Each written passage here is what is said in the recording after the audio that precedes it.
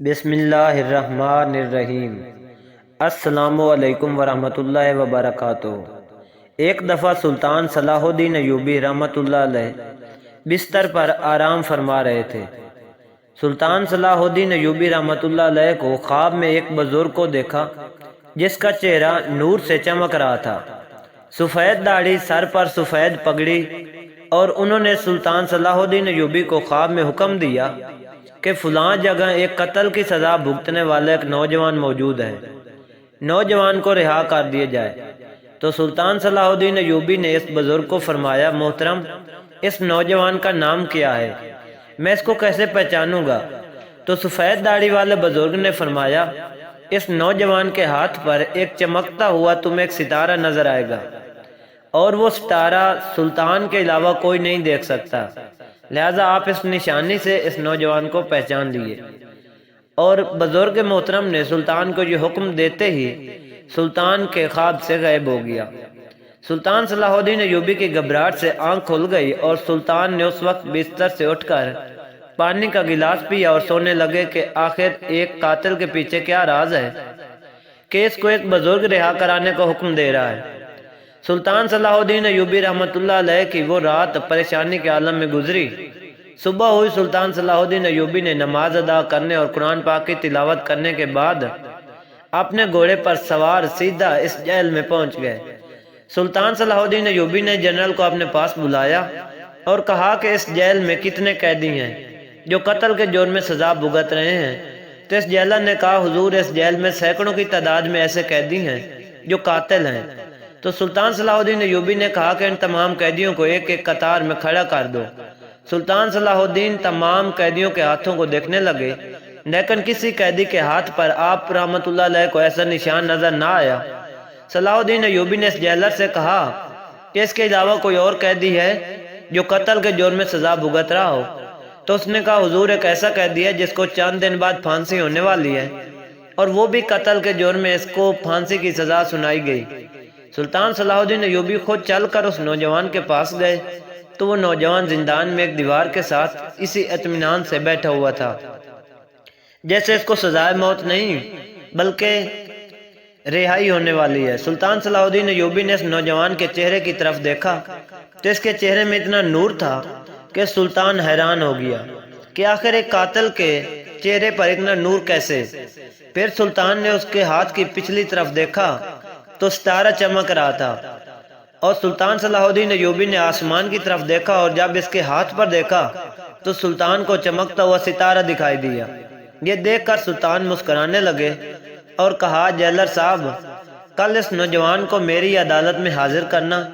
اگلی صبح سلطان صلاح الدین ایوبی نے قاضی صاحب کو بھی اپنی عدالت میں بلایا، جس قاضی نے اس نوجوان کو سزائے موت کا حکم دیا تھا، اور اس نوجوان کو بھی سلطان کے سامنے پیش کیا گیا۔ سلطان صلاح الدین ایوبی نے کہا، اے نوجوان، بے شک تمہیں ایک قتل کے جرم میں سزائے موت سنائی گئی، لیکن ایک حیران کن بات یہ ہے کہ گزشتہ رات میں نے خواب میں دیکھا جس میں ایک بزرگ ہے جس کا چہرہ نور سے بھرا ہوا تھا، اس نے آپ کی رہائی کا حکم دیا۔ مجھے اس بات کی سمجھ نہیں آ رہی کہ آخر تمہاری ایسی کون سی نیکی اللہ کو پسند آ گئی ہے، یا تم نے ایسا کون سا نیک کام کیا ہے کہ جیسے تمہیں قتل کرنے کے بعد بھی رہا کرنے کا حکم دیا گیا۔ تو وہ نوجوان مسکرانے لگا اور کہا، سلطان معظم، اس رات سے پردہ میں نے اس وقت بھی نہیں اٹھایا کہ جب مجھے پھانسی کا حکم سنایا گیا تھا، لیکن اب آپ کو بتانا پڑے گا۔ لڑکا بولا کہ حضور، قاضی صاحب کے مدرسے میں پڑھنے کے بعد میری دوستی گاؤں کے 3-4 آوارہ گرد لوگوں سے ہو گئی، تو میں نے قاضی صاحب کی ساری دی ہوئی تربیت کو بلا دیا، اور میں بھی ان کی طرح گلی محلے میں شراب پیتا، سارا دن آوارہ گردی کرتے اور رات کو چوری کر کے ایک بوڑھی عورت کو پیسے دیتے، اور وہ گاؤں کے کسی نہ کسی لڑکی کو بہلا پھسلا کر مکان میں لے آتی اور ہم وہاں اس کے ساتھ ساری رات اس کو کام کرتے۔ 2 سال گزر چکے تھے۔ ایک رات ہم لوگ شراب میں دھت اپنے کمرے میں موجود تھے کہ بوڑھی عورت ایک نوجوان حسین و جمیل لڑکی کو لے کر آئی۔ وہ لڑکی جیسے ہی ہمارے مکان میں داخل ہوئی تو ہم کو شراب میں دھت دیکھ کر اس کی چیخ نکلی اور وہ بے ہوش ہو گئی۔ مجھے اس لڑکی میں ایک عجیب سی کشش نظر آئی۔ میں نے اسی وقت اپنے دوستوں کو اس لڑکی سے دور کیا اور اس بوڑھی کو کہا کہ اس لڑکی کو اندر لے جاؤ۔ بوڑھی عورت نے اس کو کمرے میں لٹا دیا۔ پتہ نہیں کیوں ایسا لگ رہا تھا کہ میں اس لڑکی کو چھونے سے گریز کر رہا تھا۔ میں نے اس لڑکی کو ہوش میں لانے کی پوری کوشش کی اور جیسے ہی وہ ہوش میں آئی تو اس نے مجھے اپنی ماں کی قسم دیتے ہوئے کہا کہ میں غریب مزدور کی بیٹی ہوں، بوڑھی عورت مجھے اس بہانے سے لائی ہے کہ اس کے گھر میں کھانا پڑا ہوا ہے اور وہ کھانا میں تمہیں دے دوں گی اور تم جا کر اپنے بیمار باپ کو یہ کھانا کھلانا۔ میں اسی وجہ سے اس لالچ میں اندر آ گئی، لیکن مجھے نہیں پتا تھا کہ اس کے اندر تم شراب کے نشے میں بیٹھے ہو، اور جیسے میں نے تمہیں دیکھا تو مجھے تمہاری نیت کے بارے میں پتہ چل گیا اور اسی خوف کی وجہ سے میں بھی ہوش ہو گئی۔ اور اس نے مجھے کہا کہ اگر آج انہیں لڑکوں نے مجھے چھو لیا تو میں زندہ نہیں رہ پاؤں گی اور اس کے بعد میری روح کو سکون بھی نہیں ملے گا۔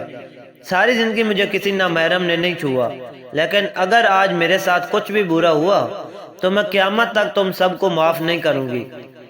اسی لڑکی کی بات سن کر مجھے بہت خوف آیا اور میں باہر ہی نکلا، اپنے دوستوں کو کہا کہ اس لڑکی کو ہم ہاتھ تک نہیں لگائیں گے، وہ لڑکی بہت خوبصورت تھی۔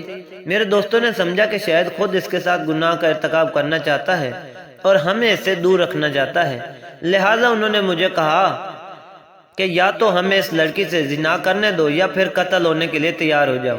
میرے لاکھ منع کرنے کے باوجود اس کمرے کی طرف میرے دوست جانے لگے تو اسی وقت میں نے خنجر نکالا اور ان میں سے ایک دوست کو میں نے قتل کر دیا۔ جب میں نے ایک کو قتل کیا تو باقی اسی ڈر سے وہاں سے بھاگ گئے اور لڑکی کو اپنے ساتھ لیا، اس کو بحفاظت اپنے گھر پہنچایا۔ یہ بات سن کر سلطان رو پڑا اور اس طرح نوجوان پھانسی کی سزا سے رہا کر دیا گیا۔